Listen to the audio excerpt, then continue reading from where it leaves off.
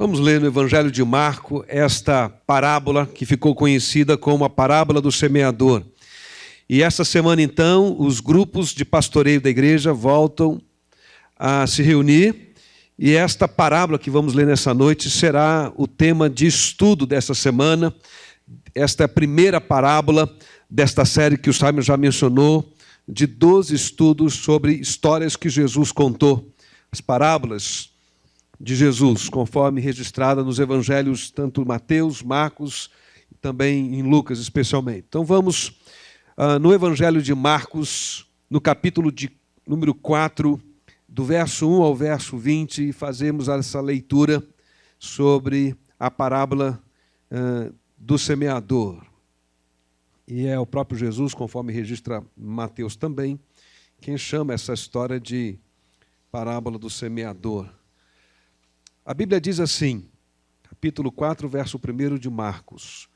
Novamente Jesus começou a ensinar à beira-mar. Reuniu-se ao seu redor uma multidão tão grande que ele teve que entrar num barco e assentar-se nele. O barco estava no mar, enquanto todo o povo ficava à beira da praia.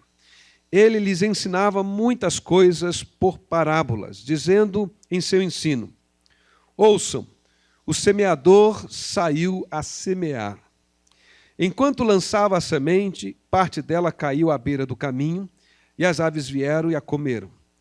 Parte dela caiu em terreno pedregoso, onde não havia muita terra, e logo brotou, porque a terra não era profunda. Mas quando saiu o sol, as plantas se queimaram e secaram, porque não tinha raiz.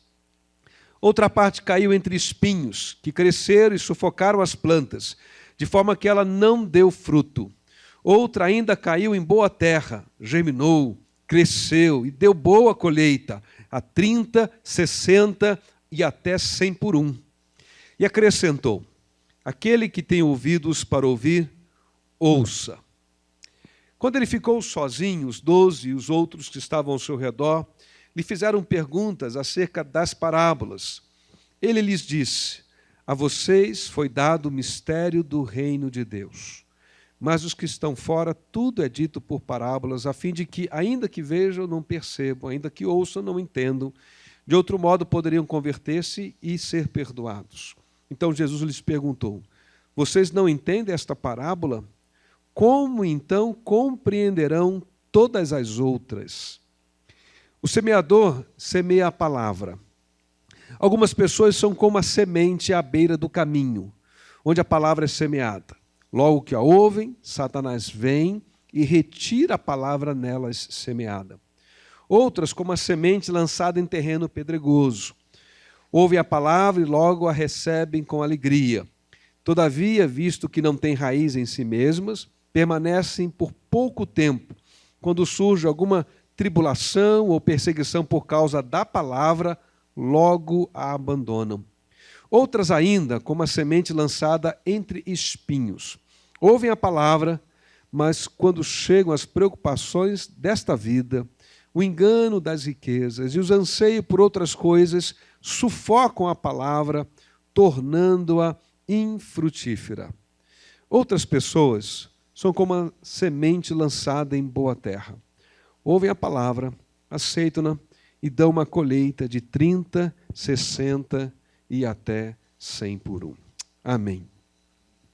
Só começar contando uma história, uma fábula, na verdade. Havia um rei que construiu um castelo e, com um forte exército, se protegeu dentro do seu castelo e ninguém nunca penetrava lá. Era um castelo muito seguro e forte. E lá de dentro do seu castelo, ele governava o povoado. Mas ele mesmo nunca saía e nunca tinha contato com ninguém. Estava lá dentro todo o tempo, enclausurado e fechado, seguro, temendo sair e se expor. Um belo dia, a verdade personificada numa figura feminina bateu à porta do palácio. Então, o mordomo ministro, ou ministro, enfim, da recepção desceu lá e abriu uma pequena portiola naquele grande portal da entrada e perguntou: quem está aí? E aquela voz, então, da verdade personificada numa mulher disse: sou eu, a verdade. Gostaria de entrar e ter um tempo com o rei. Então o mordomo, assustado, correu e avisou aflito ao rei. Rei, a verdade está aí fora e está querendo entrar e quer conversar com o senhor. O rei temeu, assustado, o que a verdade queria fazer ali? E o rei então pensou numa estratégia rápida e perguntou ao mordomo, como é que ela está vestida? Disse, ela está vestida de uma roupa de tecido branco, mas muito transparente, e há uma certa exposição até do corpo dela. Diz, então diga para ela que com esta roupa a nossa moralidade vai ficar ferida. Então diga para ela que com as roupas que ela veste, transparentes, nós não podemos acolhê-la aqui no palácio. E então o mordomo voltou e diz, olha, o rei manda dizer que não há como recebê-la, suas vestes podem ferir a sensibilidade da nossa moral, de modo que não temos como recebê-la dessa forma. E a verdade, então, acatou aquela palavra e se ausentou dali. Mas ela, muito persistente, como a verdade é, e a natureza feminina também, ela retornou. Mas retornou agora vestido com umas roupas mais grosseiras, de couro grosso, sem fino tratamento, mas completamente vestida, né, com aquela roupa e com seu corpo coberto. E bateu novamente, a verdade, agora vestida de juízo crítico. Vestida de juízo crítico, bateu à porta do palácio. O mordomo, mais uma vez, veio atender. Diz, quem está aí? E a verdade respondeu, o juízo crítico. Eu gostaria de entrar e ter uma oportunidade com o rei. O mordomo assustado voltou correndo lá para dentro e avisou o rei, olha, o juízo crítico está batendo a porta. Ele disse que quer entrar para ter uma oportunidade. Disse, mas o juízo crítico, mas o que será que ele vai dizer? O que ela vai dizer? O que eles querem aqui? Não, faça o seguinte, como é que ele está vestido? Está vestido com umas roupas bem grosseiras, um couro grosso, áspero. Então diga lá, que nós não temos como receber, porque as roupas que ela veste não compõem com a etiqueta que é requerida de quem vem à presença do rei. Não há como, roupas grosseiras dessa natureza, não temos como. Diz isso. E aí o mordomo foi lá e contou para o juízo crítico, que na verdade era a verdade, não é? E disse, olha, não temos como recebê-la com essa roupa tão grosseira, é preciso uma veste diferenciada, um tecido fino para entrar à presença do rei. A verdade foi embora, mas você sabe, a verdade é insistente, né? Como a natureza feminina. E aí a verdade volta, mas voltou vestida de fábula, com umas roupas coloridas, fantasiadas, né? E por onde passava, todo mundo parava para ver, encantado com aquela fantasia de fábula. Então ela bateu a porta do palácio, o mordomo voltou, foi atender, disse, quem está aí? E ela, a verdade, respondeu, a fábula está aqui. E aí o mordomo, aflito, correu e disse para o rei, rei, a fábula está batendo a porta do nosso palácio e deseja uma audiência contigo. E o rei, a fábula, eu gosto muito de fábulas, elas sempre encantam a gente. Abra os portões e deixe a fábula entrar. E foi assim que a verdade, vestida de fábula, entrou no coração do palácio que antes era tão resistente. De certa forma, essa fábula sobre a verdade, sobre a própria fábula, ilustra um pouco o princípio do uso das parábolas feitas por Jesus. Houve um momento do ministério de Jesus que ele começa a contar histórias, não são fábulas, né? São parábolas, e esse termo significa alguma coisa que é feita, é uma história contada em comparação, colocada do lado, como se uma história metafórica, né?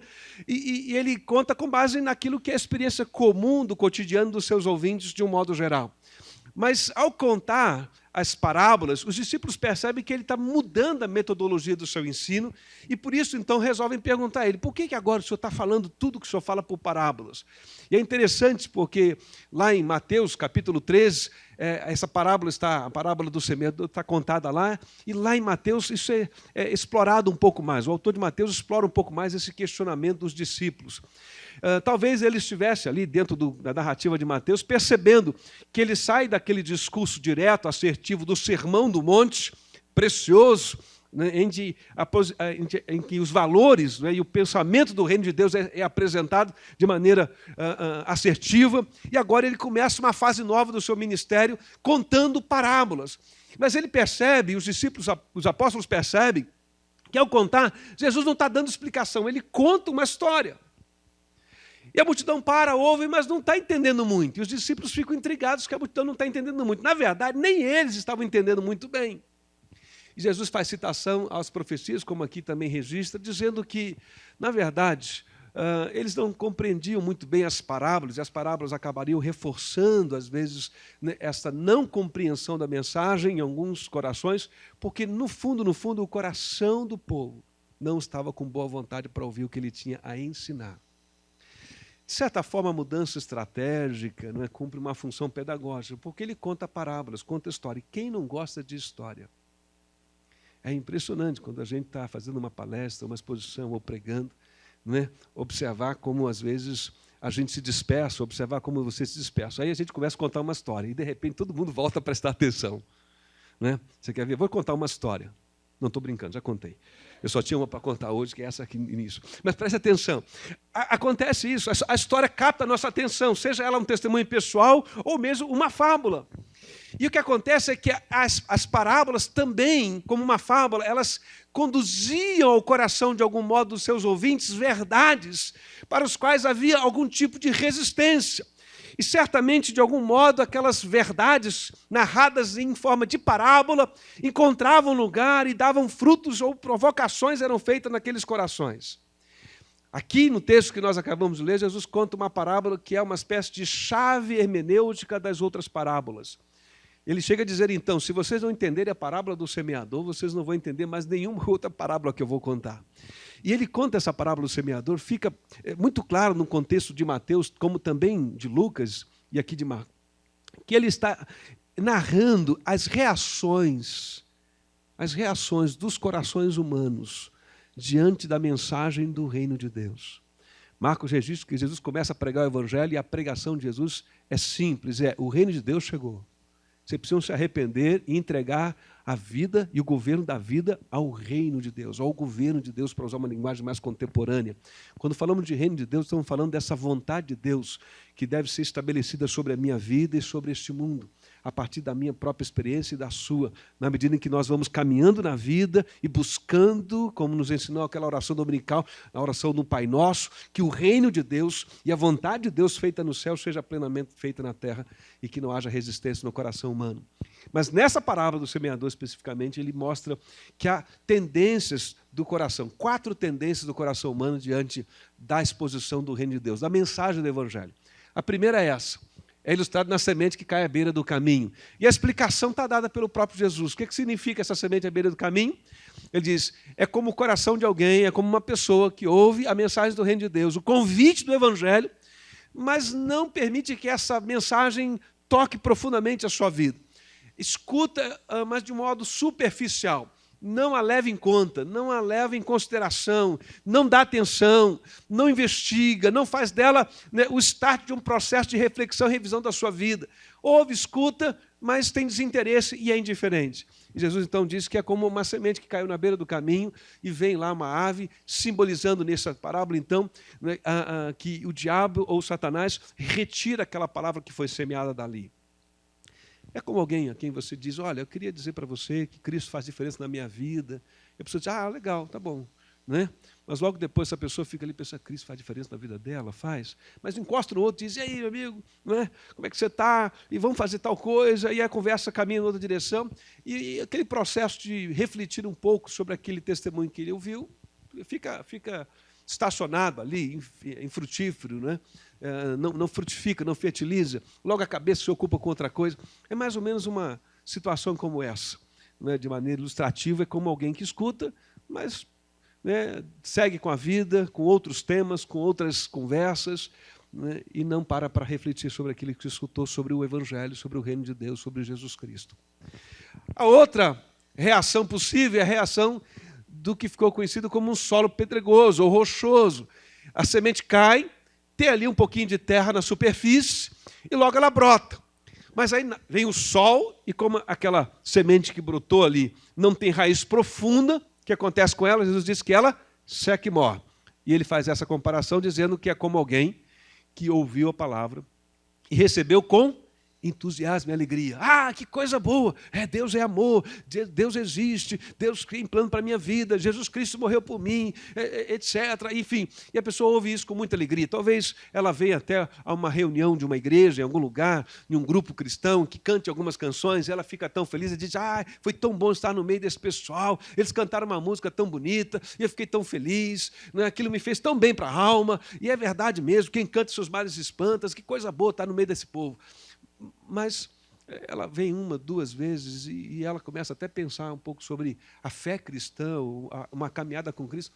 Mas aí vem os problemas e logo alguém que diz assim, você está indo agora, não é? Virou crente, virou Bíblia, virou religioso, religiosa, e está indo nesse movimento, cuidado, não é? E nos nossos dias, né, honestamente, alguém ainda vai dizer assim, abre o olho, os pastores fazem trabalho cerebral, está de olho na sua carteira, e daí por aí vai, né? Não cria raiz. A pessoa se sente pressionada, constrangida, talvez pela fala de alguém, por um ambiente, e ela, meia tímida e meia constrangida, com o coração dividido, ela se rende e diz, é verdade, eu acho que esse negócio não é para mim, não é isso não. Não é? A terceira possibilidade de reação de Jesus é a semente que tem raiz, mas que ela cresce sufocada entre espinhos. Qual é a explicação que ele dá? Ele diz que é aquele que ouve a palavra, que reflete sobre ela, que acolhe ela no coração, diz, eu acho que eu preciso da direção e do cuidado de Deus na minha vida, realmente. Mas a agenda de coisas legítimas ocupam tanto o coração dela que ela não tem tempo para levar essa relação com Deus adiante, para um segundo estágio, para um outro nível, né, de aprofundamento. Por quê? Porque ela tem coisas que ocupam o seu coração e que geram ansiedade e às quais ela se rende com facilidade. Coisas que são legítimas. Se você ver o que o texto diz, tanto nos outros dois evangelhos, Jesus está falando de trabalhar para ter recursos para pagar as contas, está falando de projeto de vida, coisas que são humanas, legítimas, mas que muitas vezes geram profunda ansiedade no nosso coração, de tal forma que a gente perde o foco da vida, senão a própria vida por causa dessas coisas. É a semente sufocada entre espinhos, ele diz. Criou raiz, mas não deu fruto, está sufocada. Talvez nesse contexto que Jesus falou daquela ansiedade, com o que comer, com o que vestir. Lembra desse texto, Sermão do Monte, Mateus? Não andeis ansiosos com o que vestir, nem o que comer. Difícil isso, hein, gente? Não é? Mas ele diz, não andeis ansiosos. E aí ele termina esse discurso, Sermão do Monte, dizendo, mas buscai em primeiro lugar o reino de Deus e a sua justiça. Ele tem uma promessa ali. E todas essas coisas serão acrescentadas. Então, não há nas Escrituras, nem na proposta do Evangelho, a negação das nossas necessidades humanas. Mas há, sim, uma advertência frequente. Cuidado para que essa vida, né, de necessidades humanas e materiais da terra ocupe tanto a sua preocupação, sua mente, seu coração, que você deixe para um segundo momento, para um segundo plano, a sua relação espiritual com Deus. Você perca de vista que essa terra não é a sua morada final, de que Deus tem coisas maiores para você, e que ao perder isso de vista, você fique mais ou menos como aquele homem da outra parábola, que juntou muita riqueza dentro de um celeiro, né? Trabalhou afinco aquilo. É a ilustração de alguém que desprezou as coisas espirituais, que não investiu na sua formação espiritual e na sua consciência com Deus, cristã, diríamos. E aí garantiu o seu futuro com segurança financeira. E Jesus deu uma advertência para ele, você lembra? O que você tem preparado vai ficar para quem? Porque você não vai estar aqui para desfrutar disso. Essa é uma advertência que se faz frequente na Bíblia. A gente tomar cuidado para que as preocupações de sobrevivência humana sufoquem a preocupação com a sobrevivência espiritual. Sabe por quê? Porque assim como o corpo morre, também é possível morrer a espiritualidade. A Bíblia adverte que a fé pode ficar atrofiada. De fato, a fé pode esfriar. De fato, o Senhor até pergunta, será que quando Ele vier, vai achar fé na terra? Porque há um risco sempre presente na minha vida e na sua vida, de que na caminhada com Deus, depois de acolher em determinado momento esta palavra, eu não dei a ela devida atenção. Olha aqui para mim, presta atenção. E, na verdade, eu tenho a impressão que esse é um risco que sonda os nossos corações, a minha vida, e, de alguma forma, eu tenho até a impressão que algumas pessoas estão trilhando esse caminho, o caminho de definir a sua relação com Deus a partir daquilo que Deus pode beneficiá-las em termos de conforto presente neste mundo. A diferença é que, nesse caso, é que algumas pessoas que se dizem não cristãs ou que não são religiosas, elas estão procurando segurança e conforto, mas elas arriscam na sorte, elas confiam no braço forte do trabalho dela. E esse outro grupo, ele pensa assim, não, eu acho que Deus, Criador de todas as coisas, se eu for ao culto, se eu cantar, se de vez em quando eu fizer um ato, né, lá de devoção no culto da igreja, der uma contribuição, Ele vai me prosperar, Ele vai garantir a minha saúde, e eu vou ficar, né, de vento em popa ao sucesso.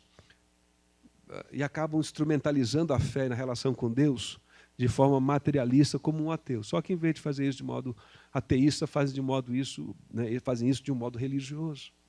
É mais ou menos isso. É uma palavra que não frutifica. Mas o quarto solo, e é esse que nos interessa, amém? Diz que a semente caiu em solo bom e fértil. E quando cai em solo bom e fértil, o que acontece?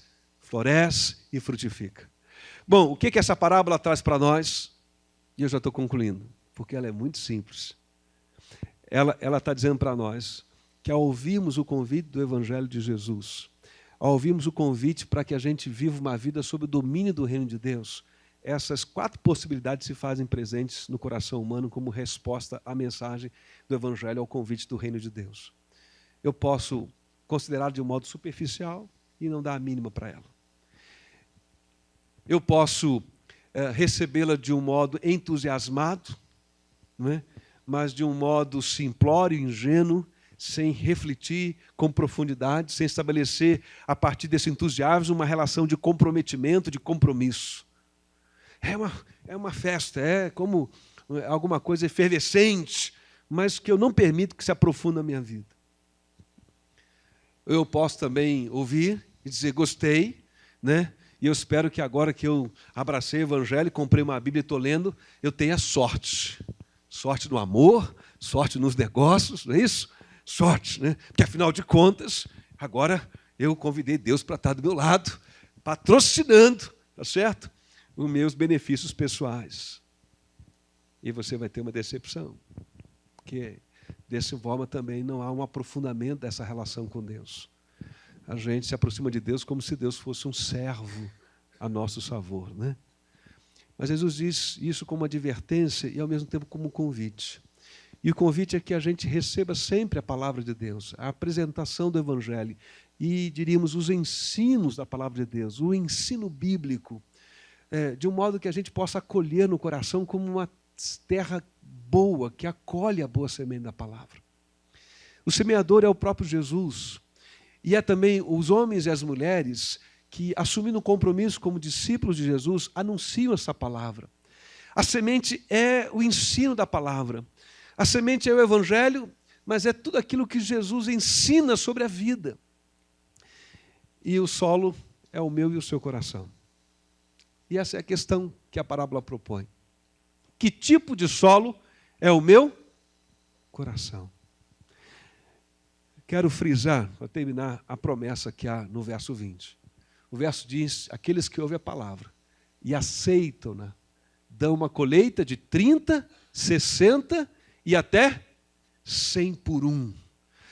É uma descrição de abundância. Até 100 por 1 é porque não se espera isso. É como se fosse, né, 100% de aproveitamento de cada semente semeada, de cada semeadura feita. E isso não é comum. Por isso a expressão até 100 por 1 é uma descrição de abundância, de uma vida que floresce, de uma vida que frutifica. Agora, olha aqui para mim, presta atenção. O que Jesus está dizendo ao final desta parábola, quando ele explica esse quarto solo, esse solo fértil, que é a representação do coração humano que acolhe a palavra, não significa que tenha compreendido tudo que há na Bíblia, mas compreendeu a mensagem, o convite do Evangelho por uma vida de amor e dependência diante de Deus, uma vida dirigida, moldada pelos princípios e pelos valores do Evangelho de Jesus, e ainda que possa não compreender tudo, e ainda que possa entender que há muitos desafios a serem vencidos, não só do lado de fora, das relações, da maneira como ela conduz a vida dela, mas até dentro dela mesma, reconhecendo com humildade que há coisas que precisam ser revistas no seu conduta, no seu caráter, no seu comportamento, nos seus valores, e isso pode ser um processo, às vezes, muito difícil, sofrido. Por isso Jesus diz que quem quer segui-lo tem que renunciar a si mesmo. É muitas vezes dizer não para um comportamento anterior que eu dizia sim, mas que eu não devo mais dizer sim para esse comportamento. É dizer não para uma fala que eu tinha e que agora a consciência está iluminada pelo ensino da palavra. Eu entendo que eu agora, a partir desse ensino da palavra, eu não posso mais dizer. É como diz Paulo escrevendo aos Efésios, aquele que mente, começa a dizer, não vou mentir mais, não vou fazer da mentira o meu argumento na vida para solucionar os meus problemas. Aquele que roubava, que furtava, que lesava, que enganava, que se vingava, que maltratava, que tinha um coração soberbo, agressivo, ofensor, começa a dizer, não posso viver assim mais, eu não posso entrar em um lugar de modo tempestivo e aflorar minha ira, derramando ela sobre todo mundo, eu preciso ter domínio próprio, e agora essa nova natureza começa a reclamar diante dela, e ela reconhece que é difícil, mas ela diz, eu quero isso para a minha vida, eu quero ser um homem novo, eu quero ser uma mulher nova. Paulo escreve aos Gálatas e diz que o fruto dessa presença da palavra de Deus, pelo Espírito do Senhor em nós, é gozo, não é isso? É amor, gozo, paz, longanimidade, benignidade, temperança, domínio próprio. O que mais diz lá? Alegria, tem fé, uma bondade. Preste atenção. Quando a gente, com humildade, mesmo reconhecendo o quanto é essa palavra do Evangelho, o ensino do Evangelho pode representar um desafio para algumas áreas da nossa vida, mas a gente não recua diante desse desafio, diante das dificuldades, quando a gente insiste em dizer sim para Deus, sim para a verdade do Evangelho, e a gente diz, Senhor, me perdoa porque esse assunto aqui para mim é difícil, mas eu quero nesta minha área, da maneira como eu trato meus afetos, da maneira como eu trato meus negócios, na definição da minha agenda de vida, da maneira como eu uso o meu tempo, Senhor, das coisas que faço e que falo, das coisas que ocupam o meu pensamento, que a Tua palavra esteja ali presente, que a Tua vontade se estabeleça, que a minha forma de viver, seja diferente daquele homem, daquela mulher que vive de modo egoísta só para si mesmo. Que a minha forma de viver comunique a todos à minha volta que o governo de Deus e o reino de Deus a cada dia se estabelece sobre mim. A promessa de Jesus é que a gente vai ser como a sua árvore frutífera e frondosa. Gente, qual é a glória de uma árvore? Qual é a glória de uma árvore? É dar frutos. Eu e você fomos feitos para dar frutos, para ser homens e mulheres canais da bênção, da graça, da bondade, do amor de Deus por onde nós passamos. Paulo chega a usar uma expressão bonita, diz que nós devemos ser como o bom perfume de Cristo, um bom perfume, um perfume, né? Isso significa que quando a gente chega, a nossa chegada é bem-vinda, amém? Quando a gente chega nos ambientes, nos lugares, as pessoas gostam de nos acolher como um bom perfume, né, no ar, no aroma. Queridos, quando a gente experimenta disso, ainda que de modo às vezes imperfeito, há um sentimento de alegria e de realização que não tem dinheiro que compre. Eu não sei quantos de vocês têm vivido isso e o quanto você tem vivido isso com frequência na sua vida.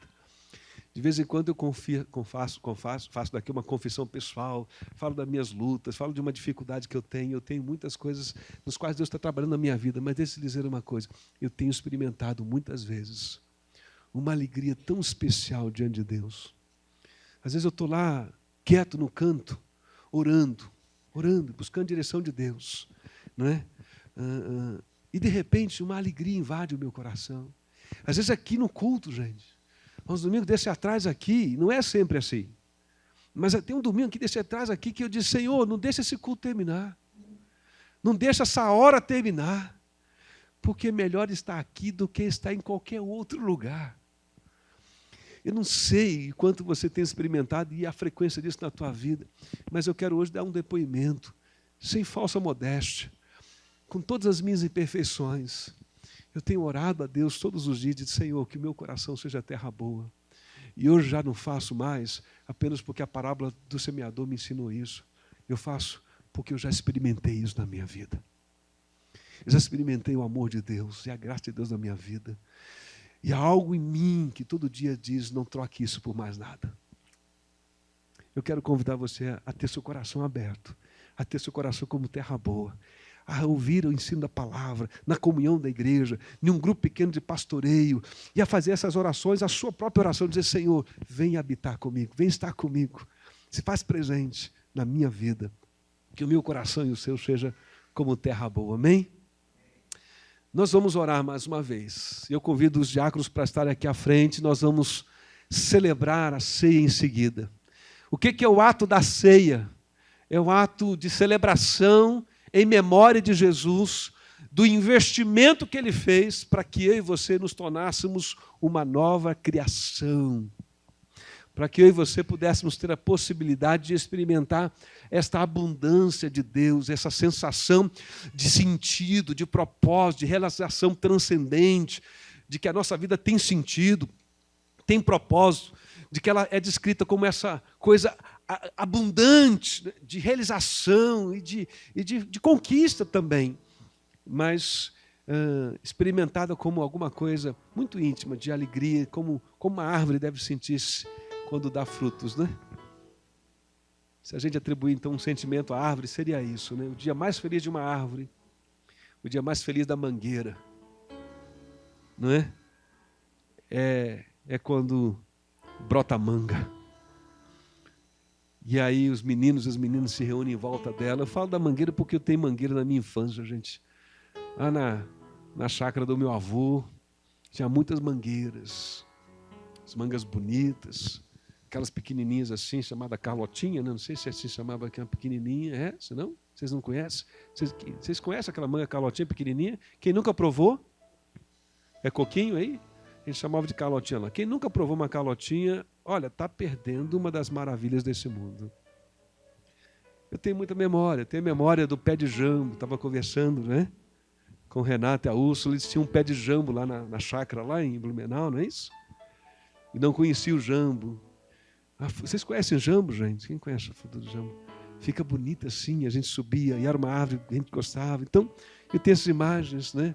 A imagem de uma árvore frutífera, na minha memória infantil, me traz muita alegria. Quando eu pensei numa imagem para colocar ali no PowerPoint, tinha uma ideia de uma árvore assim.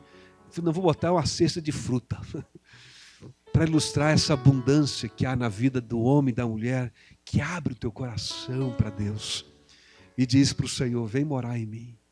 A ceia é a parte de Deus em Cristo Jesus, é o primeiro passo nessa direção.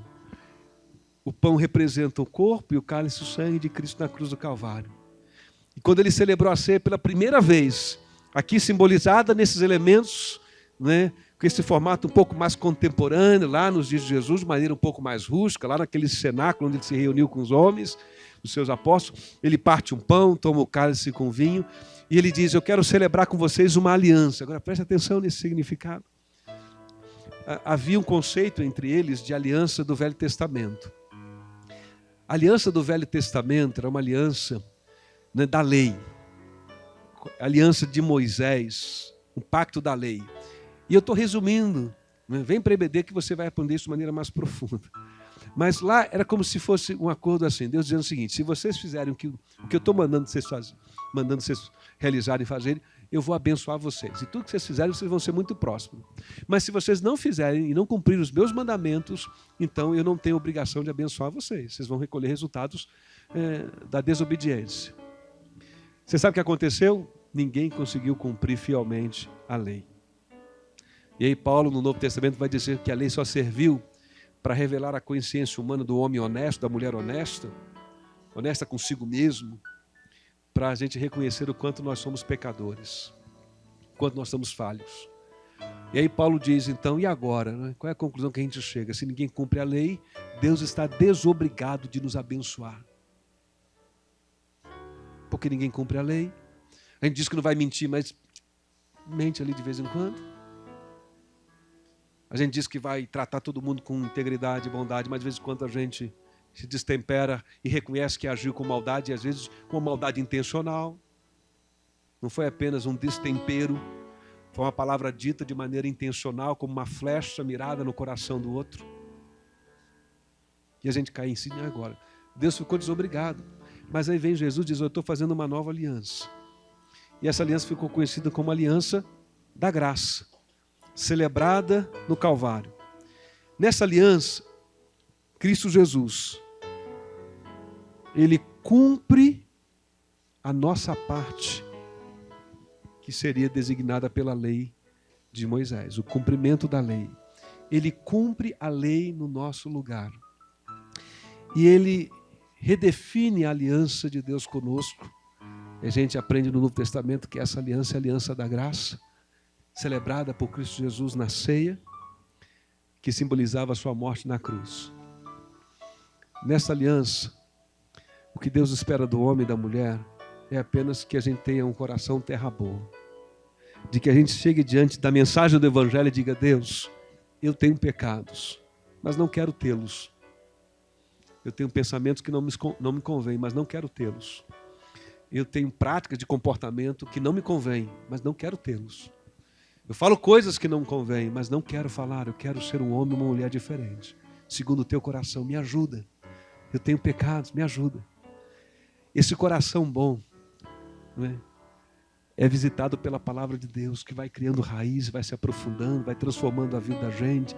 O Espírito Santo vem nos habitar.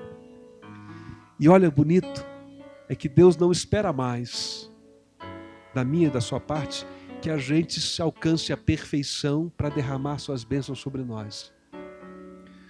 Porque agora essa aliança é unilateral. Deus diz, eu fiz uma aliança com você, que se você entrega teu coração para mim, eu vou te abençoar, ainda que você tenha muito que aprender e melhorar. Mas eu já vou derramar as minhas bênçãos sobre a tua vida, como se você fosse perfeito. Como se você tivesse cumprido a lei sem nenhum tropeção. É mais ou menos como você alugar uma casa para alguém, e essa pessoa passou 1 ano sem pagar aluguel. Não honrou a parte dela. Numa relação contratual, o que a gente faz? Procura aí os meios jurídicos para despejar essa pessoa de lá. E você reaver a propriedade do imóvel. Mas nesse conceito da aliança, é como se Deus dissesse assim, tá bom, você não pagou esse mês, mas pode continuar morando. Tá bom, você não pagou o 2º mês? Tá bom, eu pago para você, para mim mesmo, esse aluguel, pode continuar morando. Gente, do ponto de vista humano, isso é um absurdo, é ou não é? Por isso, é graça. Porque você não tem que pagar por ela, porque alguém pagou por você, pagou por mim. Vamos celebrar a ceia pensando nessas coisas, para que o nosso coração seja essa terra boa, amém? Enquanto nós tocamos instrumento, convido você que entregou o governo da tua vida a Jesus e que está em comunhão com a igreja, tomar do pão e tomar do cálice, recebendo, aguardando que todos sejam servidos. Podem ir, queridos. E aí, enquanto os diáconos estiverem servindo o pão e o cálice, você põe o pão, põe o cálice, né? Você que já tem, né, entregado essa sua vida ao governo do Senhor, aguarde aí com você.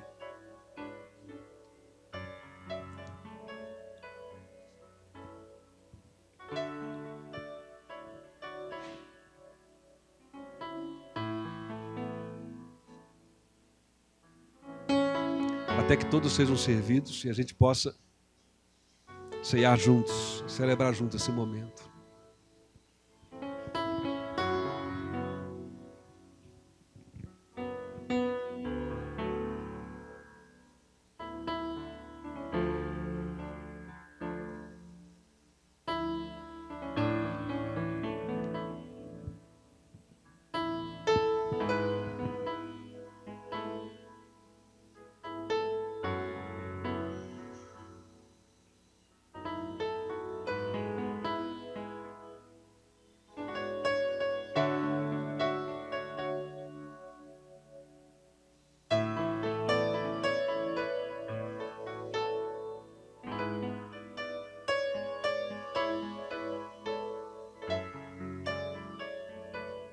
Olha ao Senhor, consagre esse momento ao Senhor.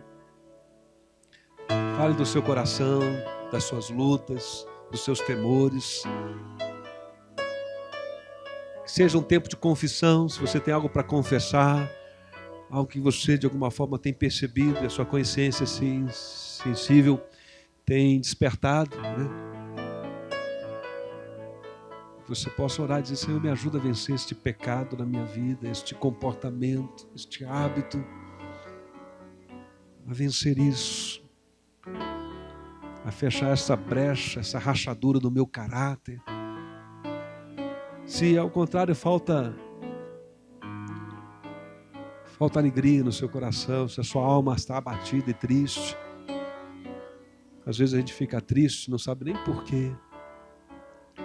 Ore a Deus, diga: Senhor, minha alma está triste, está abatida, pelas lutas, pelos problemas, pelos receios que eu tenho. Mas o teu reino é alegria no Espírito. Vem me alegrar, ó Espírito de Deus. Então ore ao Senhor.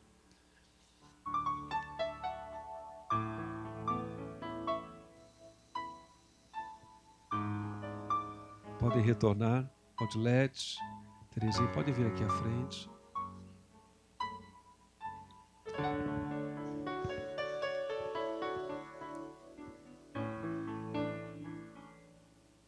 Já pode servir o Daniel aqui, faz favor.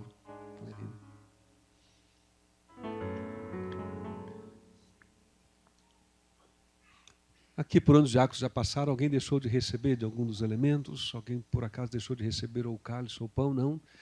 Muito bem. Guardar o Pedro que está retornando.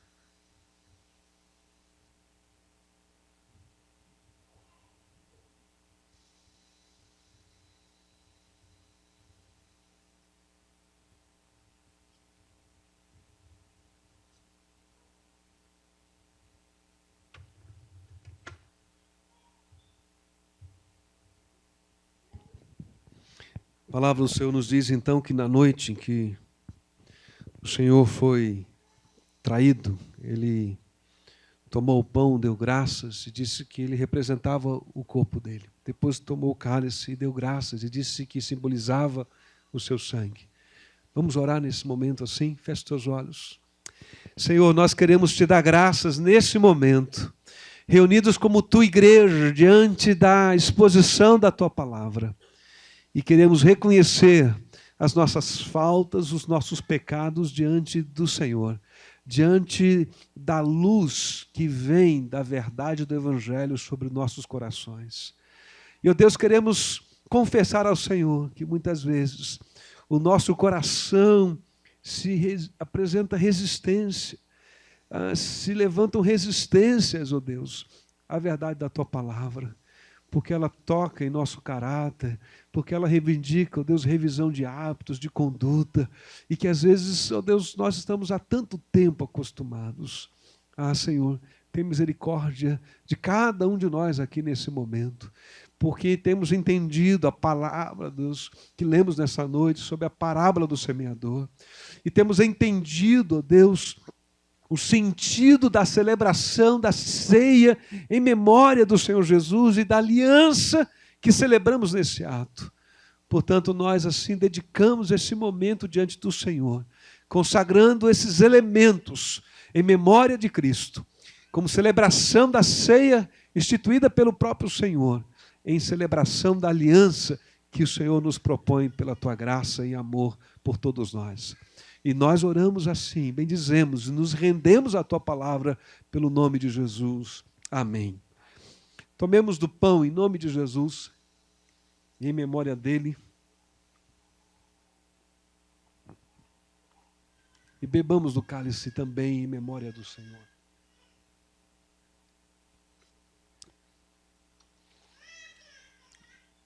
Vamos ficar de pé e vamos cantar uma última canção, encerrando a nossa celebração,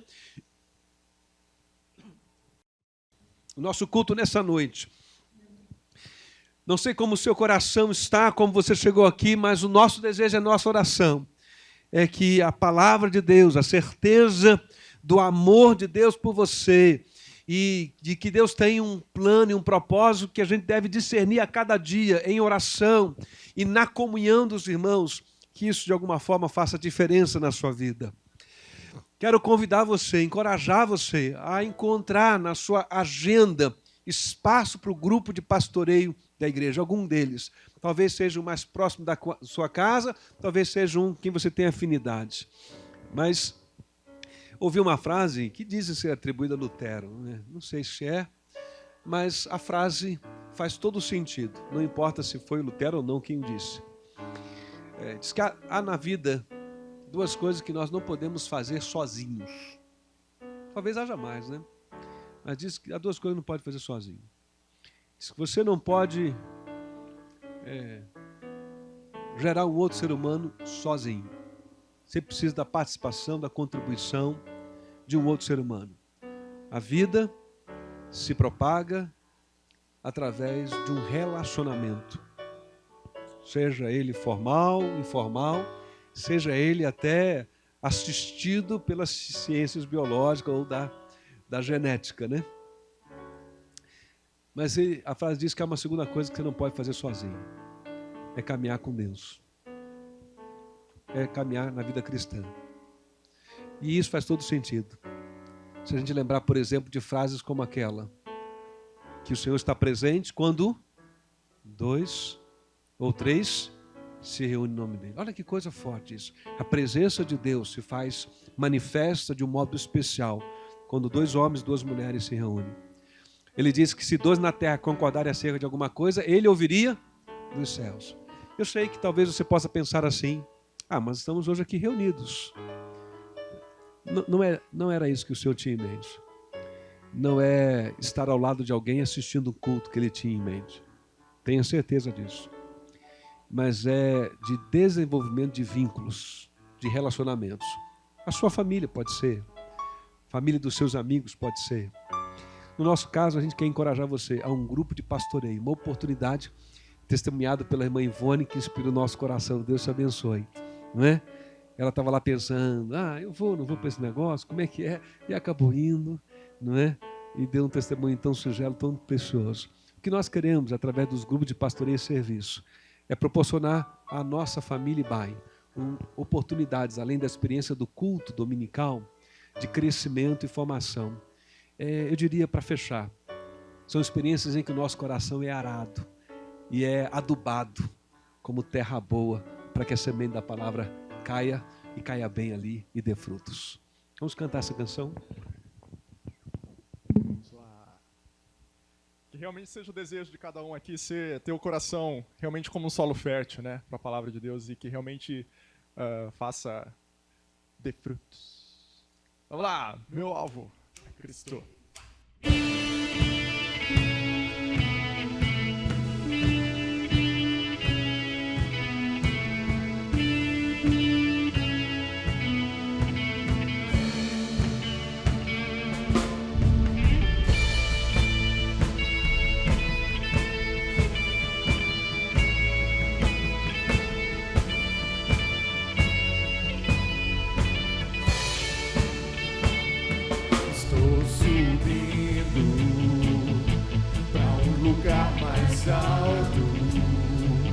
Já queimei as pontes com o passado e meus olhos vejo o futuro.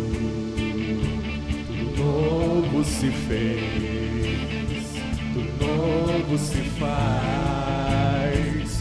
Nessa estrada eu não me desvio nunca mais. Estou firme.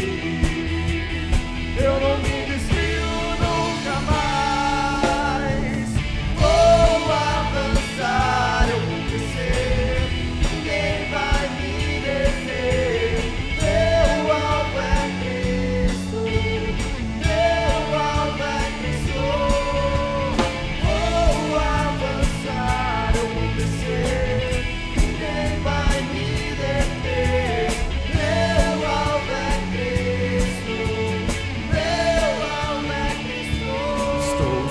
subindo pra um lugar mais alto.